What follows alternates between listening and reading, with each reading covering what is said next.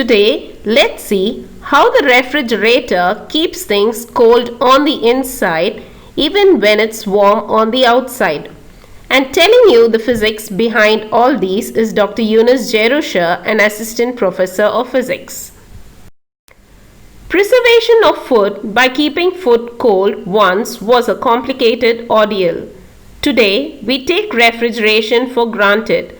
But once upon a time, fortunes were made shipping large blocks of ice around the world in insulated holds to sell to the rich.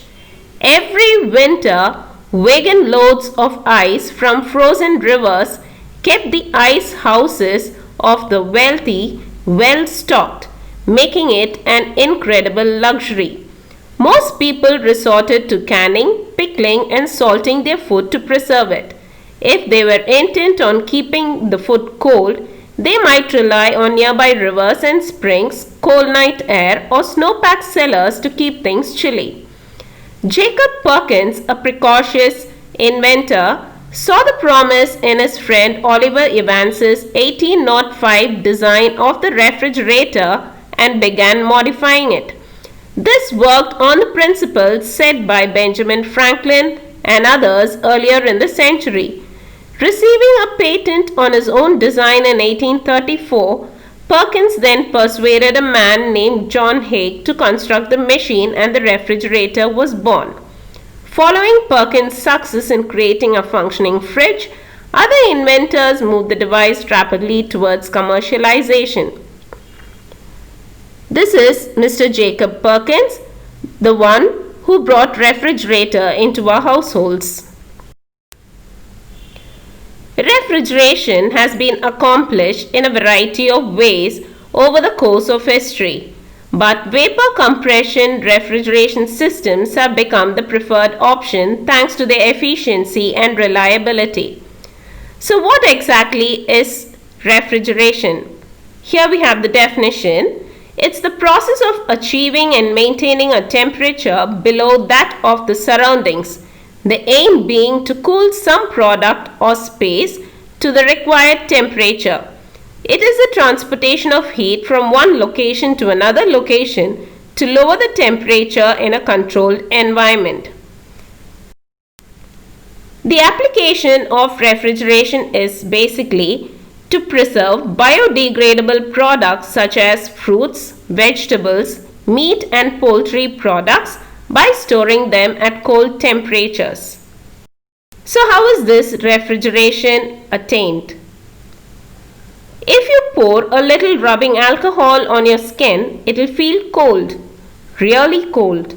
It isn't refrigerated. So how does this happen? Well, alcohol evaporates at room temperature the way it evaporates at a low temperature in an oven.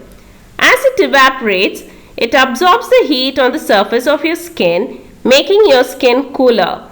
A special coolant called a refrigerant functions in a refrigerator the way alcohol works on your skin. Except in a refrigerator, the coolant is trapped inside a series of coils.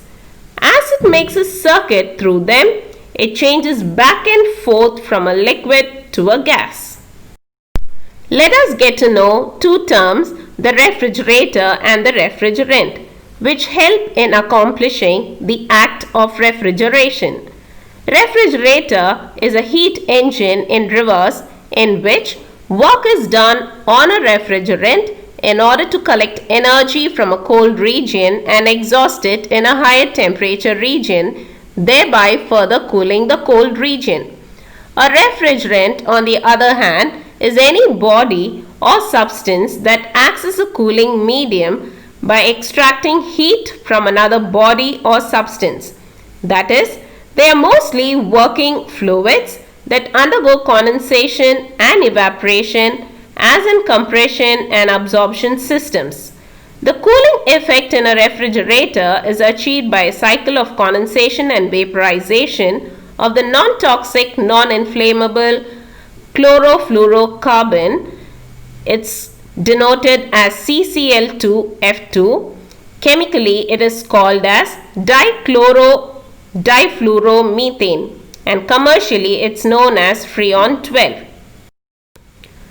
Let us have a look at the origin of this coolant or refrigerant. The late 1800s to 1929 used the toxic gases ammonia, methyl chloride and sulfur dioxide as refrigerants. Several fatal accidents occurred in the 1920s when methyl chloride leaked out of refrigerators. 3 American corporations launched collaborative research to develop a less dangerous method of refrigeration, and their efforts led to the discovery of Freon.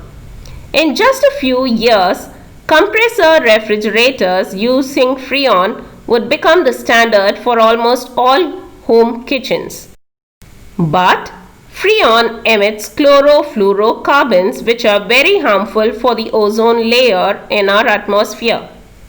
Research is going on for a new alternative in place of Freon to design an eco-friendly refrigerator. These research activities have led to something new. In a recent study, researchers have found an eco-friendly material called neopentyl glycol that could replace the traditional coolants used in most refrigerators and air conditioners. When put under pressure, these plastic crystals of neopentyl glycol yield huge cooling effects enough they are competitive with conventional coolants. In addition, the material is inexpensive, widely available and functions at close to room temperature.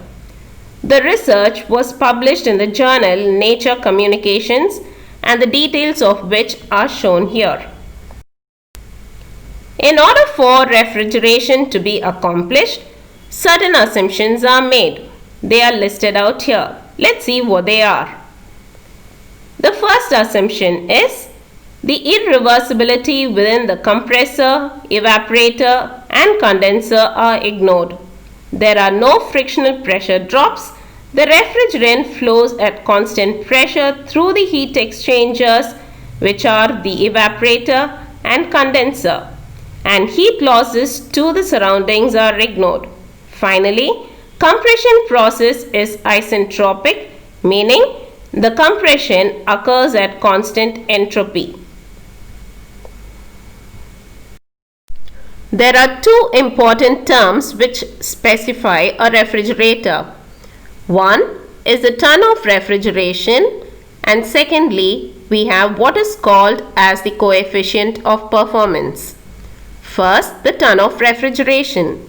It is denoted by T or TR.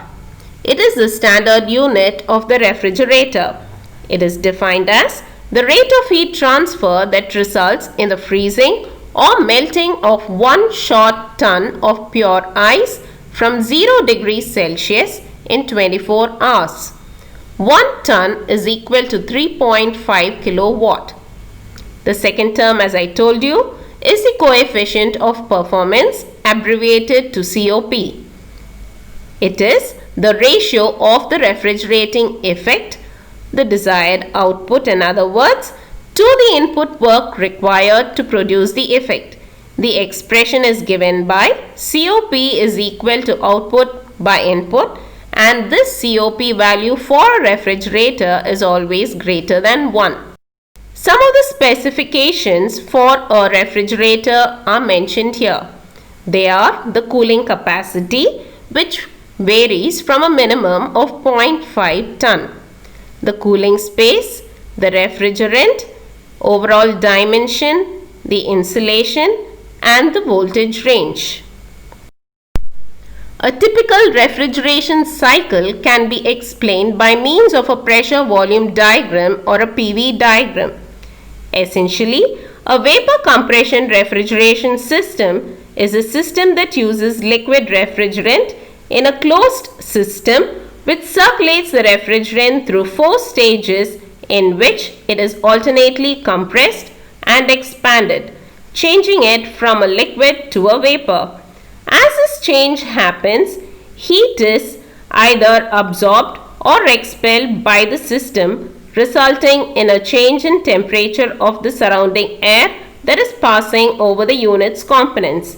Nearly all of the refrigeration systems we use today use this cycle to accomplish cooling. There are various components which make up a refrigerator. The refrigeration system is made up of 5 main components: the compressor, condenser, expansion valve, evaporator, and thermostat. The evaporator and condenser are both a series of coils that are designed to create more surface area for the refrigerant to react with. Meanwhile, the compressor and expansion valve are mechanical units that control the amount of pressure and temperature change that occurs between the two stages. The evaporator and condenser are at opposite ends of the system where they manage the exchange of heat into and out of the system. The first and foremost component in a refrigerator is the compressor. The compressor is the heart of a refrigerator. It circulates the refrigerant throughout the system and adds pressure to the warm part of the circuit and makes the refrigerant hot. It's similar to when you're pumping air into a bicycle tube. You can sense a heat increase in the pump while you compress the air. This compressor compresses the low temperature, low pressure suction gas into a high delivery pressure gas, which causes it to increase in temperature to a high temperature gas. This enables a phase change from a liquid to a gas and back into a liquid to occur at different, more favorable temperatures. The second most important component is the condenser. The condenser sits at the back of the refrigerator and is likely to be quite dusty. Inside, the refrigerant is cooled down and condenses, meaning it turns from a gas back into a liquid. This is the reverse of the process of evaporation. So, the latent heat of evaporation must be released or rejected. The condenser gets very warm. This heat is transferred into the water or air circulating around the heating system. The third important component in a refrigerator is the expansion valve or the capillary tube. The expansion valve is a thin piece of tubing that serves as an expansion device. The liquid refrigerant is routed through the expansion valve and sprayed into the low pressure environment of the evaporator. By reducing pressure, it is similar to lowering the boiling point of water up Mount Everest. The fourth component is the evaporator. It is located inside the refrigerator and is the part that makes the items in the refrigerator cold.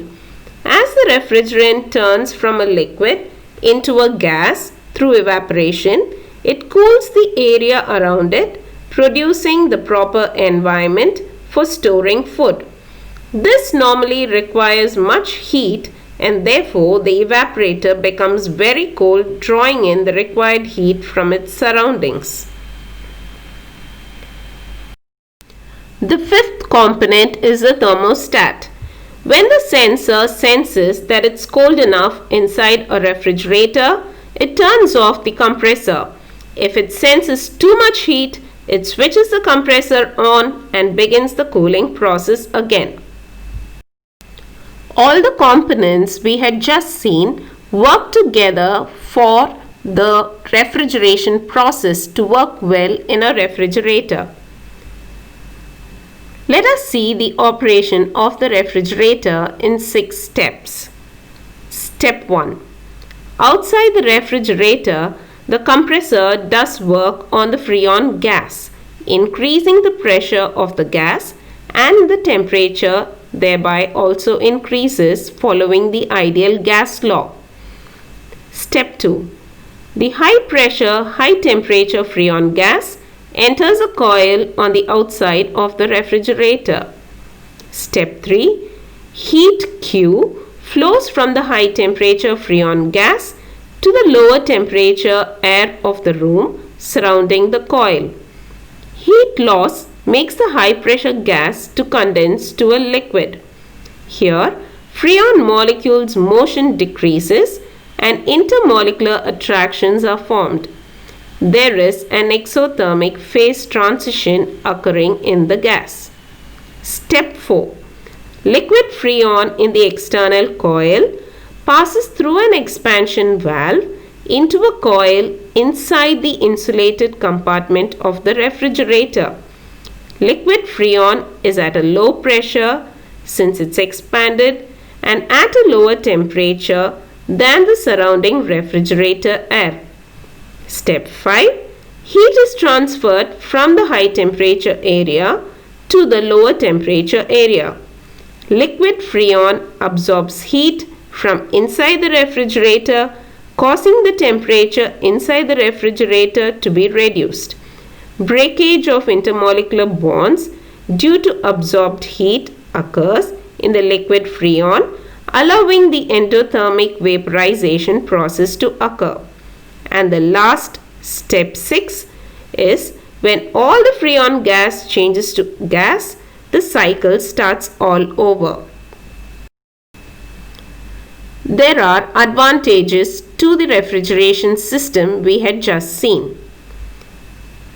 The first one being the smaller size for capacity of refrigeration. It incurs a less running cost and it's available in a large range of temperatures.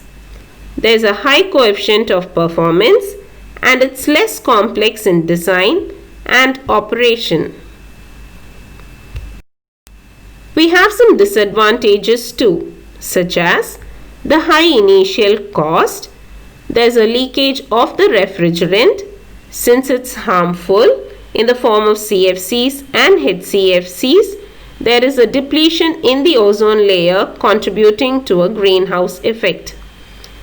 There are many moving parts in the compressor producing more wear, tear and noise. And partial loading of the refrigerator adversely affects the performance. Thank you for your patient listening.